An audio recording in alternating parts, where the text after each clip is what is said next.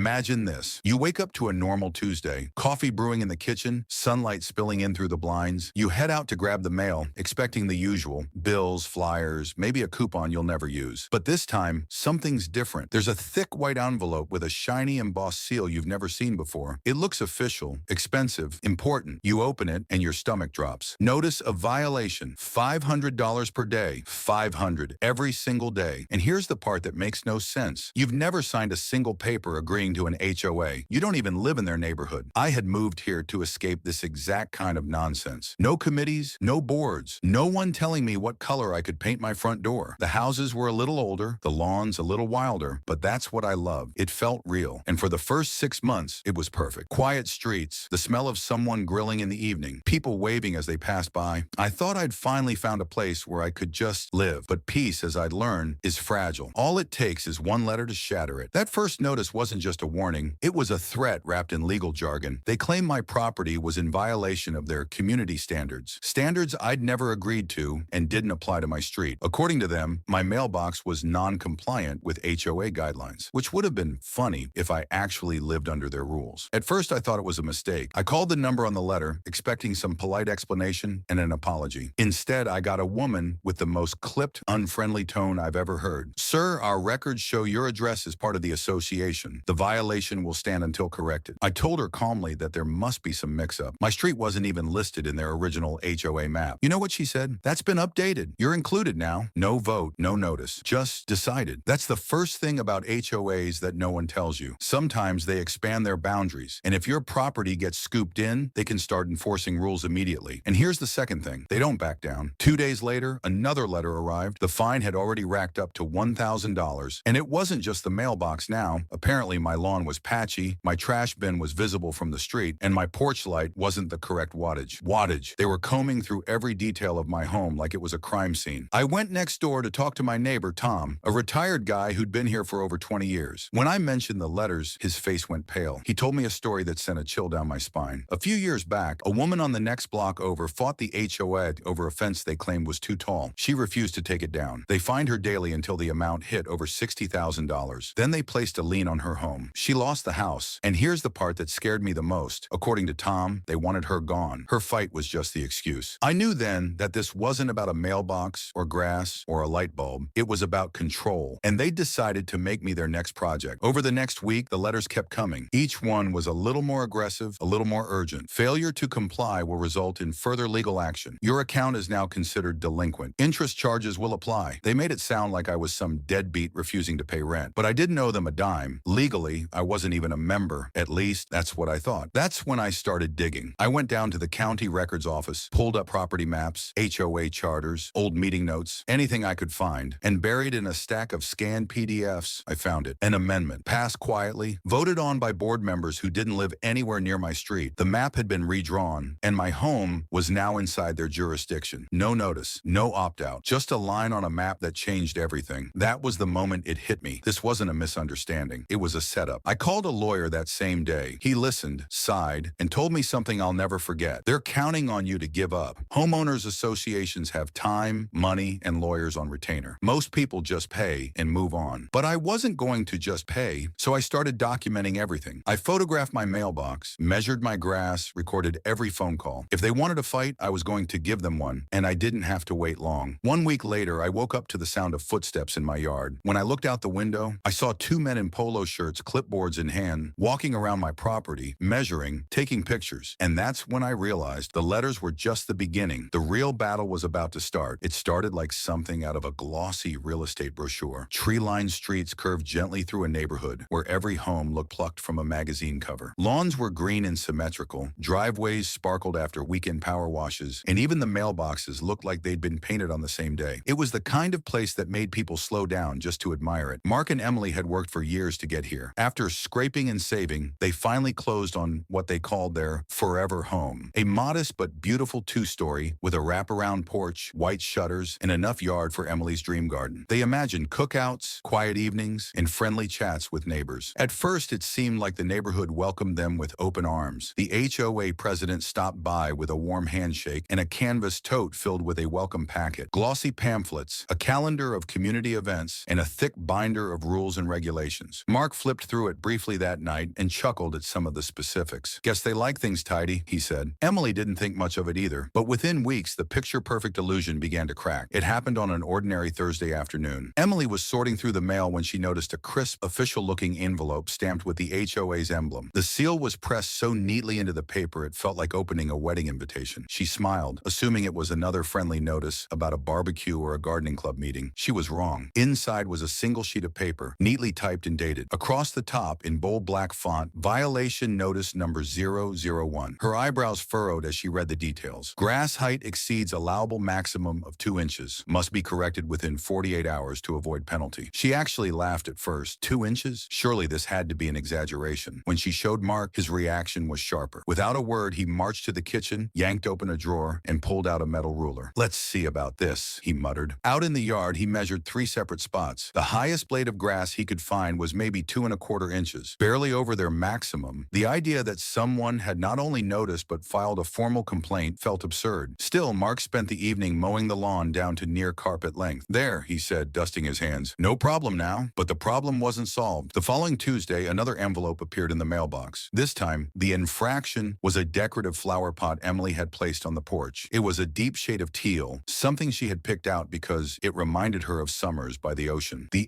HOA letter stated, in unyielding language, that the pot was not in compliance with the approved exterior color palette as determined by the Architectural Review Committee. Emily's jaw dropped. Are they serious? She asked aloud. The letter left no doubt. If the pot was not removed or replaced with an approved color within 72 hours, they could face fines. The tone of the letter was what unsettled them most. It wasn't a friendly heads up. It was written like a legal threat, formal, cold, and absolute. That's when Mark began to wonder, how did they even know about the pot? The porch wasn't visible from the street unless you deliberately walked up the path, which meant someone had been close enough to look, close enough to take note. He started to suspect that someone in the neighborhood was reporting them, and he wanted to know who. She was playing for time, trying to stall the court system until the floods hit. If she could secure a restraining order that kept me away from the creek during peak flood season, no one would be there to witness the destruction to those houses. The National Weather Service had just escalated the warning to flash flood status. High country snowpack was melting at a pace no one had forecast, and multiple storm fronts were bearing down on Colorado in the worst possible sequence. Cottonwood Creek was already surging at twice its usual flow, and we still hadn't reached the predicted peak. But Brenda had overlooked one fatal flaw in her desperate maneuver. The restraining order required her to appear in federal court in person and testify under oath. That meant she'd have to explain her spying accusations while federal prosecutors held recordings of her offering bribes and threatening witnesses. For weeks, FBI Special Agent Park had been following the financial breadcrumbs through Brenda's maze of shell companies, relentless as a bloodhound with a badge. The embezzlement case alone was ironclad. Nearly $200,000 siphoned from homeowners' dues through fake contracts and kickbacks. Layer on the intimidation, the bribery, and the environmental violations, and Brenda wasn't just in trouble. She was staring down serious federal prison time. The night before the hearing, I sat alone in my workshop, methodically cleaning my grandfather's old service revolver. Not because I expected violence, but because the familiar ritual cleared my head. Outside, the creek roared, spring snowmelt transforming the concrete channel into a high-pressure water cannon aimed directly at million-dollar foundations. Martha found me there at midnight, hunched over flood models by the light of a desk lamp. Tomorrow's the turning point, isn't it? She asked. One way or another, I said, my ears tuned to the water straining against the concrete. Either the courts step in or the laws of physics do the teaching. By now, the media frenzy was on par with a political scandal or a full-scale disaster. Local Denver news crews planned live coverage of both the court hearing and the flooding. Environmental law blogs had turned the case into a rallying cry against corporate-style HOA overreach. The hashtag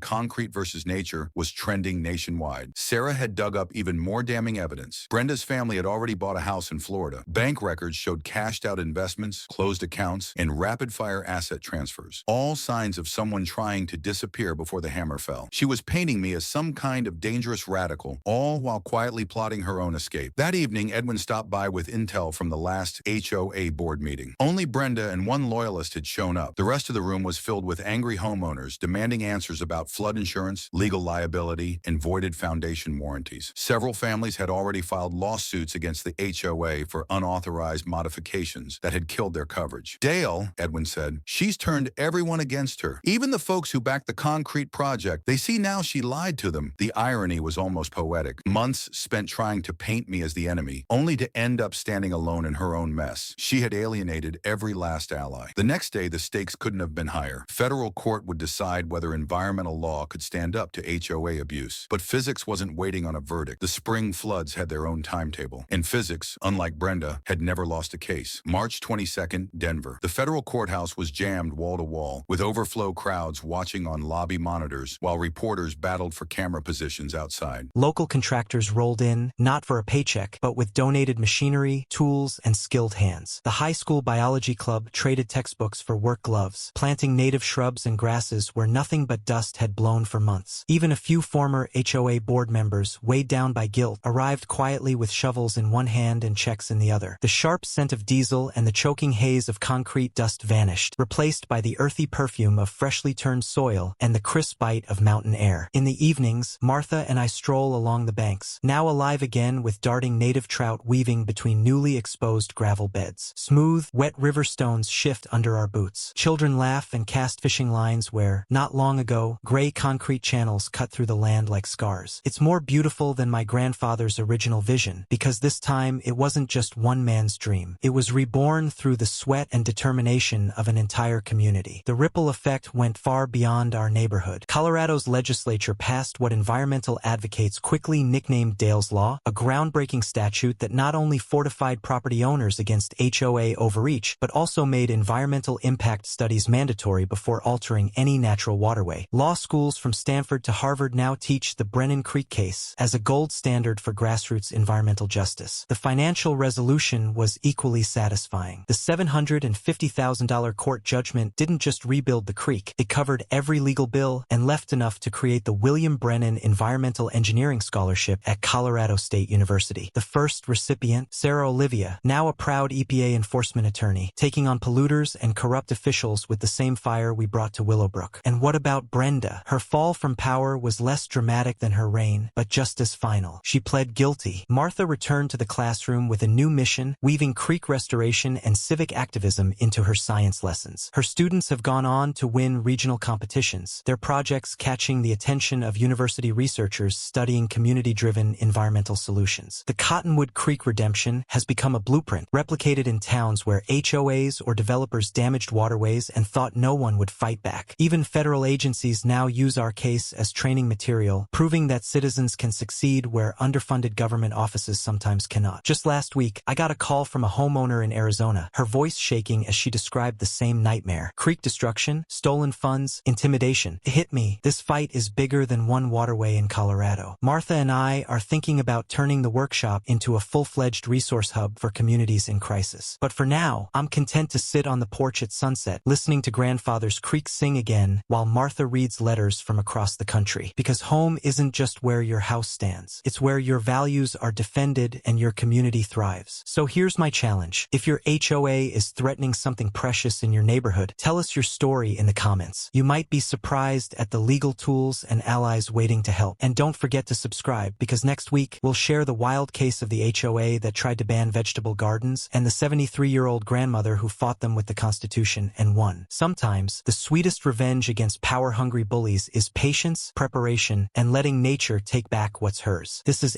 HOA Stories, where we keep the bad actors in check. If you enjoyed today's battle, hit like, share your favorite moment, and subscribe so you don't miss the next HOA showdown.